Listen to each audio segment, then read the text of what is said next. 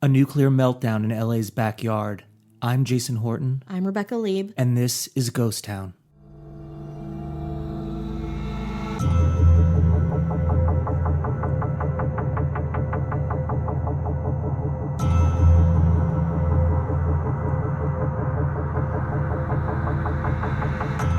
My favorite episodes are ones where, like 2 miles from where I live, something extraordinary happened. And you're like, you live in the epicenter of like a lot of amazing cultural. Yeah, you do too, though. We live in both similar. do. I feel like your area is. This area is a little kooky. My favorite part of my area is the fact that it's by Costco. Well, but the Beastie Boys had a studio. They lived in Atwater Village and they had a studio. That's pretty cool. They recorded like Check Your Head. You just put something on your Instagram about that. I did, yeah. It was just a huge, and because living in New York, everything happened in New York, and realized that they lived in the same neighborhood I did. So I thought that was pretty. As a white Jewish male, you didn't know. I didn't know. It's yeah, like you gravitated towards their history. Yeah, but I wanted to listen when anything nuclear is amazing. Yeah, which means you're going to love this episode because today we're going to be talking about the Santa Susana Field Laboratory. It is, and specifically within it, Area 4. The whole thing is a 2,800 acre lab, which is in the San Fernando Valley. So we're going to get into that. It's giant, and there was a secret collaboration with the U.S. government, private companies, testing the limits of nuclear power in Los Angeles. Just under probably a lot of water stores. Yeah. It's going to be amazing. I always just assume it's gonna, like if it's always going to be like in the desert, Nevada. Yeah. You know what I mean? You're like in an island that they're going to destroy. No. How about the Deep Valley off Ventura? There's tons of shopping on Ventura, though. No, can you imagine? Yeah. It's pretty bonkers. But I also, before we get into that, want to talk about our live show, which we just had. Yeah. Did you love it? Did you listen to it? Yeah. They're like, answer no. now. No, answer during this pause. Yeah, they're like, no, didn't care. No, busy. I was living my life. Yeah, but I don't know. Was it fine? I didn't have an hour plus to listen to you kind of, plow through Hollywood Forever and no, it was great. It was so fun. Our first one. Thank you to anyone who came or anyone who listened. We really appreciate it. We learned. It was sold out, I guess. Mm-hmm. We left one seat open for Satan, and no one sat in that. They're very polite to Satan. Yeah. So I think that'll be a running thing for us. We'll always have a seat reserved for Satan. Yeah, I think it's a good idea. My dad didn't even sit there, which would have been a lot. Yeah, I think. Yeah. You had family there. I had family there. In fact, my uncle raved about it, which was very flattering. And he's you said he's a public defender. He's a public defender. A serious dude. He knows a lot. He actually has a ton of interesting cases all the time, so he lives it. Yeah. So for him to tell me that this shit I was reading off a piece of paper was interesting. Yeah. But we put our own, we had the security of information on a page, but we kind of spoke. Yeah. We were our normal, charming comic genius selves. And we had our guest, Paige Smith. Yeah. She was great. She knows a lot about LA history. She knew a lot about Paramount, but she seemed to kind of know. She's good. She was very good. And she also added a lot of really fun stuff that I don't think I would have ever found, or I don't think we would have covered had she not been there. So she was amazing. So my dad brought my uncle and then his childhood friend, his college friend, who, I don't know if you saw this, fell asleep during our show. No. Did you see that? He was right in my eye line. Okay. And I was like, you paid for a ticket. You can do whatever you want. Yeah. Here. Whatever you want. Free for all. Money talks. Take a nap. Money talks. But Dynasty Typewriter was very, very cool. We had, a couple of technical snags, but we had kind of a lot going. We had like smoke and the setting was perfect. Oh, it was amazing. We had, the music, everything was great. Everybody was great. And we hope to do more. We do. I got a lot of feedback on Instagram saying, come here, come to Florida, come to Colorado. We want to do that. We want to do all those things. We want to go to all those places. We want to go there. We want to eat your food. We want to If you have suggestions of where people do podcasts, that would be helpful to us. Yeah, I think so. Because I think we don't know where to go or like who's interested. So that would be super helpful to us. Yeah, I think that'd be really fun. I also want to talk about Jason has a birthday coming up. Well, as you're listening to it, it's my birthday is on Monday, and you're listening on Wednesday, so it has passed. Jason had a birthday coming up, and right now I am either No, the 6th, 7th. I'm either in Philadelphia, New Jersey, or New York at this point. I'm seeing Billy Joel tomorrow. Yeah. As you listen, I'm seeing Billy Joel tomorrow. Amazing. For his 70th birthday. Wow. So we have birthday bros. Close birthdays together. We're, going, actually have a meeting at Instagram. Well. Yeah. For those of you who haven't heard of Instagram, it's a thing. platform for sharing photos that you have in your phone. Yeah, and Ghost Town Pod is Ghost Town Pod is a place you can see some pretty cool photos. Yeah, so we take them, we take other people's photos we like and credit them, of course. Of course, and we take a lot. I put up, put up a lot of Hollywood Forever because we go to a lot of places and also very active. Yeah, we have I'm gonna Vibrant. talk to we're gonna have a meeting with our reps. I'll be there you were there. We go in shifts to New York to meet our reps. That's right. And they're gonna be like, so what's up? And we're gonna be like, we're never in the same room together. They're like, are you the same person? What's happening here? But yeah, we're very excited about that. I wish I could go to New York with you, but you're gonna have an amazing time. So you guys wish Jason a happy birthday, please. Yeah. On Monday. Yeah, it's on Monday. Of the future, of the past. Of the past. So take out your time machines and get back there. But if you listen to this on a Wednesday, I'm sure he would appreciate a happy birthday or follow. Or hey, you know what his greatest gift could be?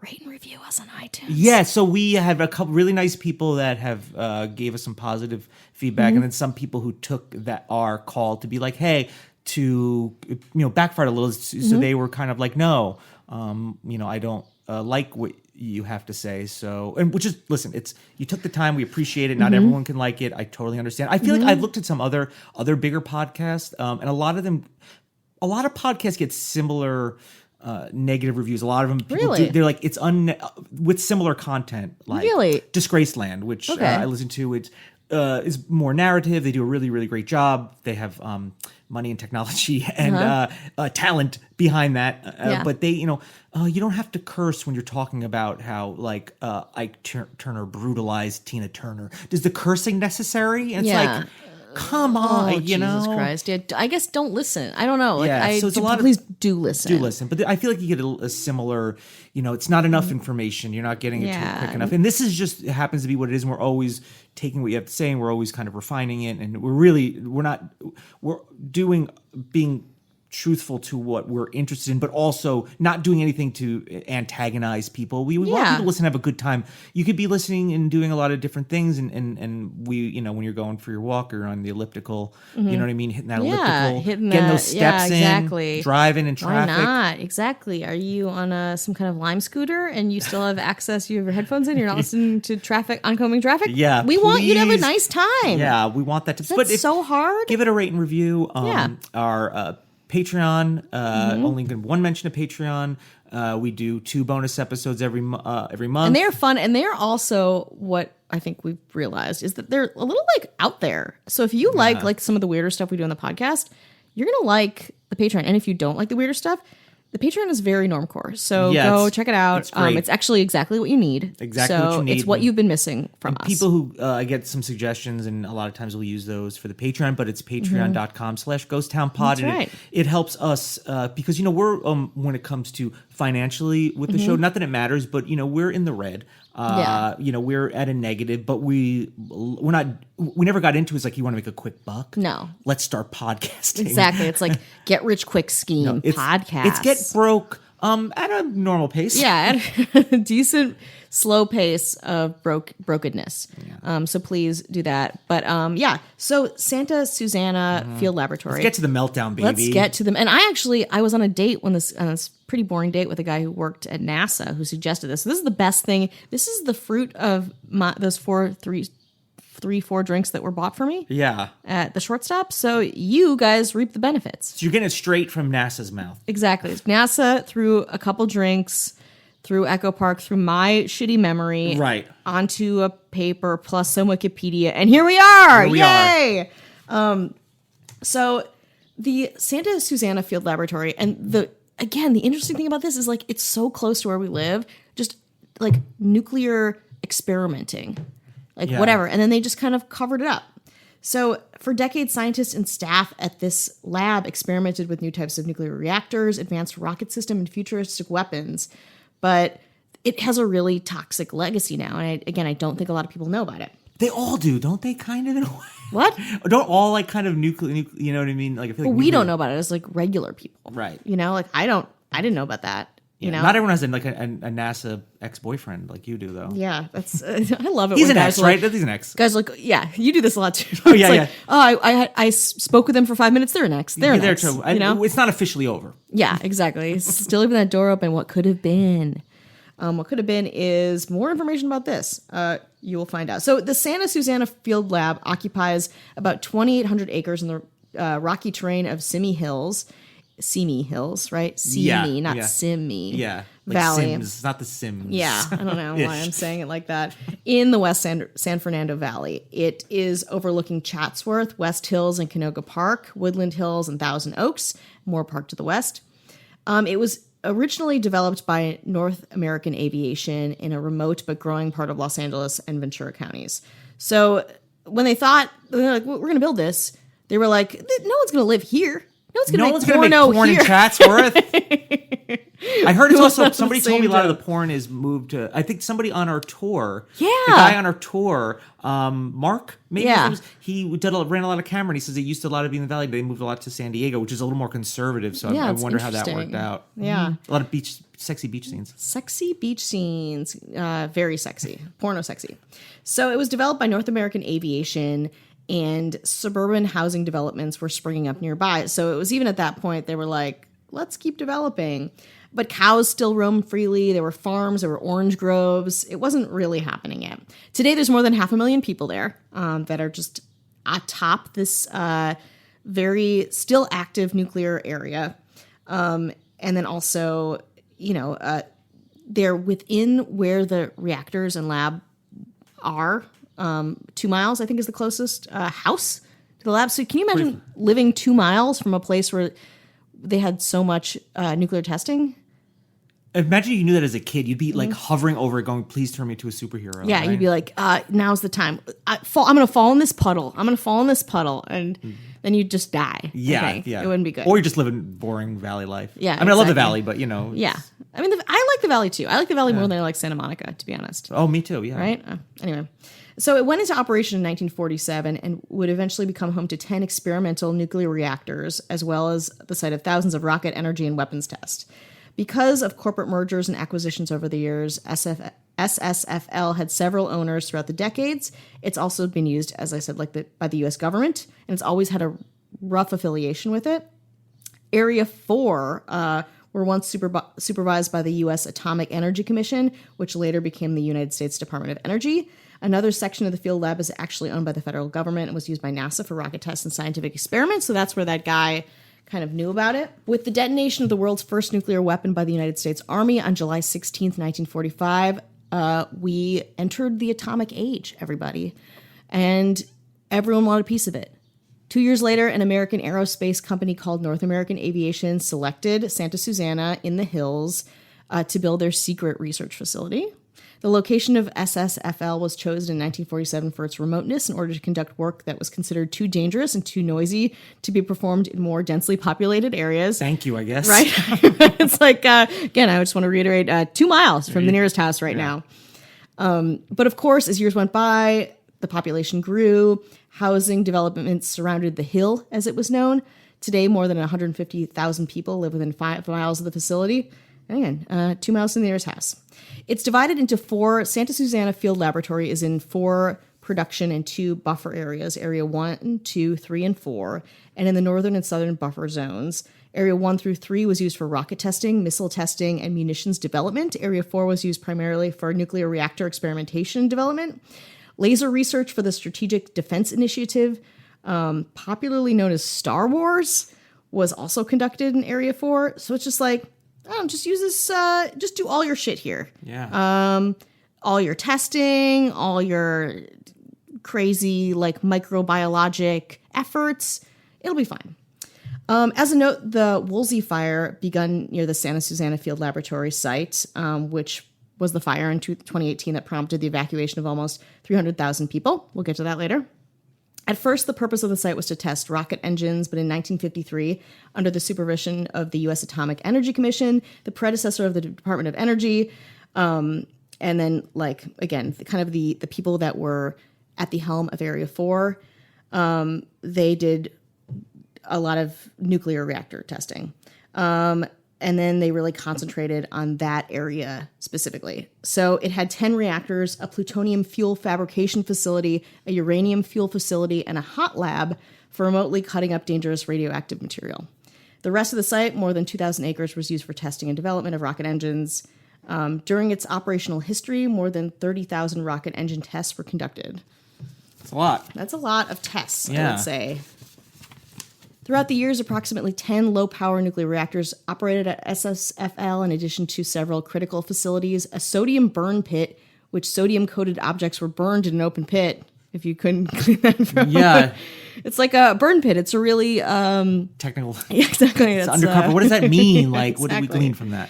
Exactly. I don't know. They're just like, let's coat objects in sodium and just burn them here and just keep burning them, and we'll worry about the rest later.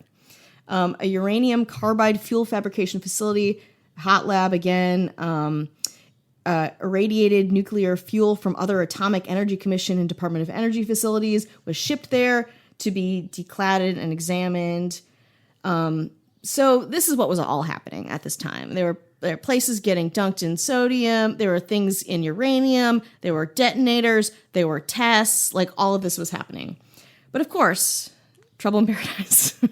Trouble in this flawless system of testing things that we didn't know about. And very aggressive. I mean, like, you know, it was very aggressive, I feel like. And it was competition with other countries to, you know, like science. And exactly. Like, they were trying to figure out ways to get ahead of other countries. Yeah. So they didn't care much about the results. They were just like, we were just trying our best to learn more about this thing, to create more weapons. We'll figure out the fallout. Sorry. Later. You're doing stand-up, right? So this works out for you. Yeah. Oh, yeah. I mean, I am very famous and rich. Know, what you didn't do is when you talked about the NASA guy, you didn't say the date was out of this world. So that was a miss. That's called a missed opportunity. That's true. So let's take a little break here. And we're back. Oh. Right? That was good. That was fun. That was a fun break. Yeah. We both took showers separately. Exactly. We blew dry our hair. That's right. And exfoliated. It was great. Exactly. So now we're getting into the things that happened because of this stuff at Santa Susana. So the hot lab, which we talked about, again, that facility for taking fuel, disposing of it, burning it up into the air. Yeah. For who knows what. And wind doesn't blow it or anything like that. It just stays right where it is. No, wind doesn't blow it. It just disappears. If you don't see it, it disappears. It's like carbon monoxide poisoning. Exactly. If you don't see it, you can't die. I don't understand. I also don't understand science. No, clearly I don't either. I actually was in school. I was in advanced classes when it came to science for some reason. I was schools. also in advanced classes. Yeah, I still don't know anything. And about I was science. like, I don't belong. I don't understand it. Yeah. Why am I here? You're wrong. Educators. Exactly. Did you make a mistake? Yeah. Did you all make a mistake? Did the history of science make a mistake? That's where we're in the mess we're in right now. I know. So let's get back to that hot lab. Ooh. Right? So it suffered a number of fires, including a radioactive materials fire. For example, one of the big fires in 1957 was called the hot cell fire. So creative. And it essentially got out of control. So it became uncontrollable, and through that contaminated all the other areas. And then they just put it out and continued as usual. Yeah, business as usual. Right? Just, again, nothing matters. At least 4 of the 10 nuclear reactors suffered accidents over the years. One, the A36 reactor, experienced a release of fission gases in March 1957. In July 1959, the SRE experienced a power excursion and partial meltdown that released 28 curies of radioactive noble gases. I think that's a lot. I'm not sure. The release resulted on the maximum offsite exposure to residential buildings. So just releasing some more gases to contaminate the people. And then, interestingly enough, it's well within current limits now. So now we don't care as much about nuclear contamination or gases.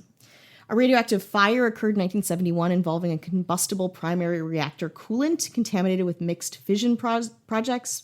I don't know exactly what that means, but that sounds hot and dangerous. The reactors located on the grounds of Santa Susana were considered experimental, and therefore they thought that they weren't dangerous. Reactors are highly radioactive, and especially when they are housed together and in big domes and with the burn pits, they are one of the most powerful situations in terms of nuclear reaction and contamination. They didn't know it at the time. The sodium burn pit, like we talked about before, the open-air pit for cleaning sodium-contaminated components, was also fucked up by the burning of radioactivity and chemically contaminated items in it in a contravention of safety requirements. In an article in the Ventura County Star, James Palmer, a former SSFL worker, was interviewed. The article notes that of the 27 men in Palmer's crew, 22 died of cancers. That's a lot. Yeah. What happened to the other 4? 5. I don't. They just. They lived, but how? You know, like, are they also kind of messed up? Maybe they were wearing gloves. Oh, okay. On some nights, Palmer returned home from work and kissed his wife hello, only to burn her lips with the chemicals that he had breathed in at work. Or he was a red hot lover, baby. That 1950s hot love. Guess the former. Okay. Fair enough. Maybe he had some hot Doritos, though, too. Oh, like Flaming Hot Cheetos or something like that? Yeah, something like that. Like 1950s had a lot of Flaming Hot Cheetos in circulation, too. So there are a lot of theories. We don't know for sure. Yeah. The report also noted that during their breaks, Palmer's crew would fish into one of the 3 ponds. The men would use a solution that was 90% hydrogen peroxide to neutralize the contamination. Sometimes the water was so polluted it bubbled. The fish had all died off. Palmer's interview ended on a somber note. They had 7 wells up there, water wells, and every damn one of them was contaminated. Palmer said it was a horror story. Just like a fun, scenic, go into the hills on your break, fish in the polluted lakes that are bubbling from contamination, go home, burn your wife's lips. I mean, to be like, hey, listen, we want to do all these experiments, but we'd also like to also fish. So nature, can you just like work with us here for a second? Chill out and just like process this so it doesn't hurt us? We want to do both. It was, the 50s too. Like Mad Men, they would just like leave their trash out and they'd be like, but why is this lake burning? Yeah, I don't get it. Nothing I do in my job could have contributed to this, I don't think. Everyone tells me how great I am all the time. Killing my buzz. I know, I'm a white man. Yeah. Nature, get on board. Yeah. Well, it's Mother Nature, so she's a nag. Whoa. Is she on a period or what? Always. Especially in Simi Valley. Other spills and releases occurred over the decades of operation as well. In 1989, an investigation found widespread chemical and radioactive contamination. Surprised. Again, we have this through line of people just finding contamination. Widely publicized in the local press, the revelations led to substantial concern among community members and elected officials, resulting in a challenge to any subsequent shutdown of continued nuclear activity at the site. A lot of lawsuits were filed in this time. Then they decided, they were like, all right, we're going to clean it up. The Environmental Protection Agency finally comes in after 25 years of turning their head and was brought in at the request of local legislators to provide some oversight to this whole cleanup. A worker disposes of toxic chemicals by blowing up full barrels with a rifle shot. And why did I say that? Yeah, so that's how they were getting rid of things. Yeah. So they were shooting barrels to explode them, and that's how they were getting rid of materials. So Thank you, Environmental Protection Agency, for cleaning up. That sounds like mess. a very 1950s way to deal with the problem, too. Yeah, just shoot it. Like, pew, pew. This is 1989, though. I know. On December 11th, 2002, a Department of Energy official described typical cleanup procedures executed by field lab employees in the past. Workers would dispose of barrels filled with highly toxic waste by shooting, again, the barrels. It is unclear whether this process ended, but for certain it got reported. And apparently around the 1990s, someone put an end to that kind of behavior. So again, then we have a bunch of exploded barrels. We have a lot of toxic waste dumped everywhere. But things are kind of shutting down a little bit at Susana because there's some publicity to it. There's some lawsuits happening. People are kind of like getting wise to what was going on. On July 26th, 1994, the Santa Susana Field Laboratory was officially owned by Rocketdyne, 2 scientists, Otto K. Haney of Canoga Park and Larry A. Pugh of Thousand Oaks. And they were killed when the chemicals they were illegally burning in open pits to dispose of exploded. After a grand jury investigation and FBI raid of the facility, 3 Santa Susana Field Laboratory officials pleaded guilty in June 2004 to illegally storing explosive materials. The jury deadlocked on the more serious charges related to illegal burning of hazardous waste. At the trial, a retired Rocketdyne mechanic testified as to what he witnessed at the time of the explosion. I assume we were burning waste, Lee Wells testified, comparing the process used on July 21st and 26, 1994, to that once used to legally dispose of leftover chemicals at the company's old burn pits in the 50s. As Haney poured the, wait for the page, chemicals for what would have been the third burn of the day, the blast occurred. The background noise was so loud I didn't hear anything. I felt the blast and I looked down and my shirt was coming apart. So this is someone who's just witnessing it. His shirt was just falling off of his body. So I wonder if there's video of this. Yeah, I couldn't find anything quite like that. I mean, I found some pictures of the facilities and things like that, but yeah. I'm sure if there was, they're probably like, well, let's not get this out. Yeah, it seems like a lot. When he realized what had occurred, Wells said, I felt to see if I was all there. I knew I was burned, but I didn't know how bad. Wells suffered second and third degree burns to his face, arms, and stomach. During its years of operation, widespread use occurred of highly toxic chemicals, over, again, 30,000 rocket test engines. And in December 2003, the EPA determined that Santa Susana's cleanup was not consistent. They're like, this is bad. And everyone's like, yeah, no shit. And that sufficient contamination would remain at levels that would be dangerously inappropriate for unrestricted residential. And the only safe use under the DOE's revised cleanup standards would be restricted day hikes with limitations on picnicking. So like, listen,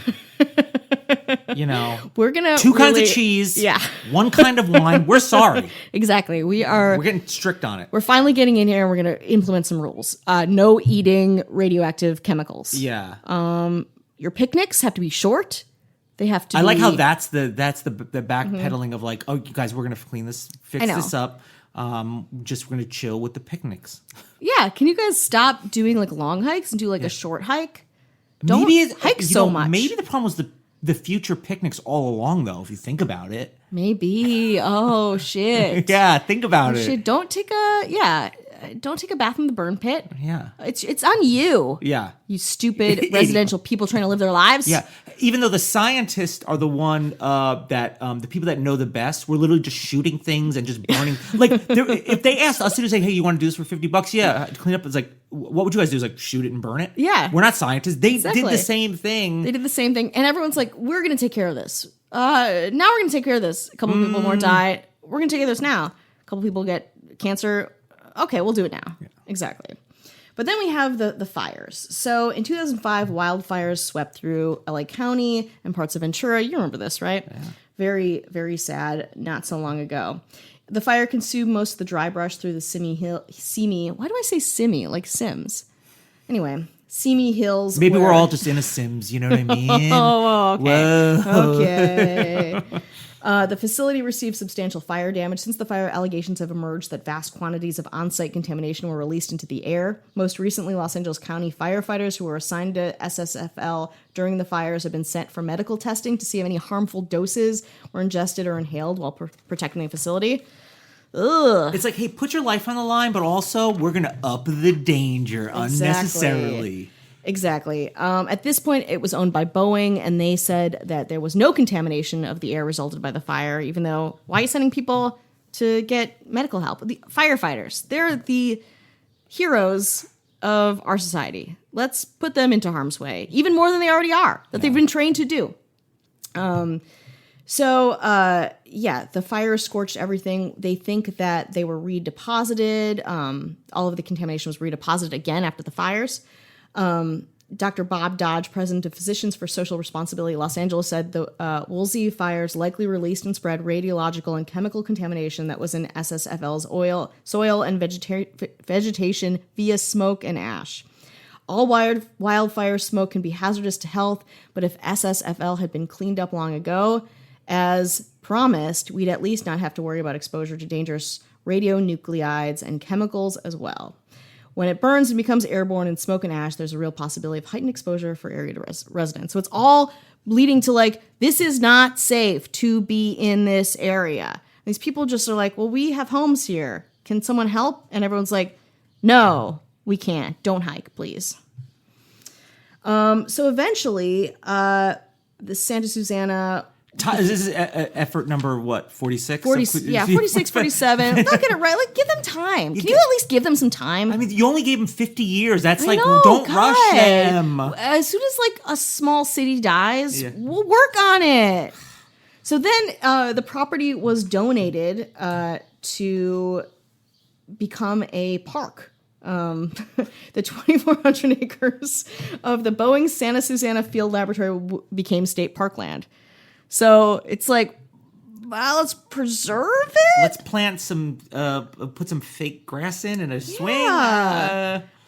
So the agreement permanently restricted the land, at very least, from not having people live on it. So that's good. Yeah. But you can still go in it. You can still hike around in it. You can have your picnics in it. Boeing is still kind of involved in it and kind of oversees it and oversees the quote-unquote cleanup efforts happening with it.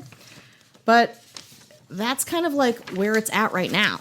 I still think it was those picnics that really 30 years in the future from that point, like 30, 40 years, you know what I mean? Like, the reason 1950 didn't work because in 1990 somebody was having like kind of like an aggressive picnic. Whoa. It's like pretty, but I mean, really like my wife grew up in the valley, and her, my mother-in-law still lives there and stuff like that. And I guess, it's like, what I think about is like, what were the benefits? And I'm like, science is great, learning, exploring, it's never ending, but what was okay? So we heard about the negatives. Yeah. What were the positives?